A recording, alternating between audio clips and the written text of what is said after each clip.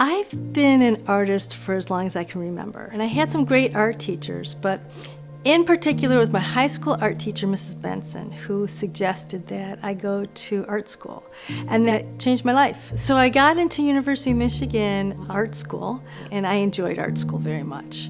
Focusing on painting, a lot of watercolor, learned oil and acrylic. While I was in art school, I was pretty sure I was going to become a professional artist. And I took a little bit of a curve in my senior year. I had the opportunity to volunteer at Mott's Children's Hospital, and this was in the 1980s. So at that time, the survival rate for children with cancer was really low. A waiting room was really a hard place to be.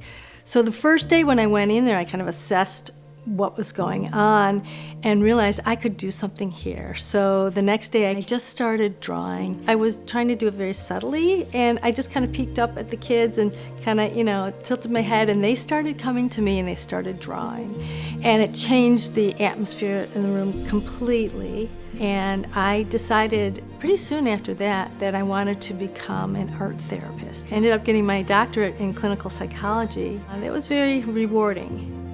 My life took a sudden turn, and I had to stop being a psychologist because I had to have major back surgery. And I was thinking about my life and the course that my life had taken, and I realized I really missed my art. So when I finally recovered from my back surgery, I decided to go back into art. I was given the opportunity to teach high school art, and I really enjoyed that.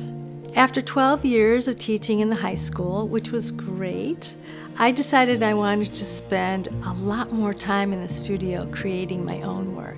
But it wasn't until I retired and decided to go in my studio full time that I decided I really wanted to focus on my mosaics. And soon after, I had the opportunity to go to the Society of American Mosaic Artists conference that was in Detroit.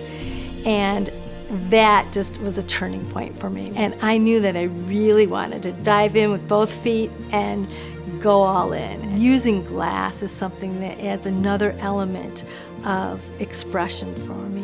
When I left high school teaching and I went on my own, I started just creating and creating and creating.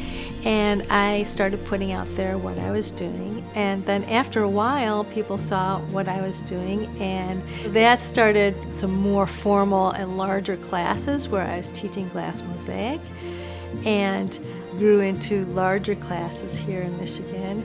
And eventually, I started being invited to other people's studios around the United States, whether it's Florida or Texas or New York, Israel, other places, and that has been really very exciting, and I hope to continue that. All these things I studied for so many years are coming together, and now when I have an idea of something that I want to do, I can pull from so many resources. So I feel like this is really a continuation of what I've been doing my whole life. When I teach a glass mosaic class, I'm not just teaching glass mosaic.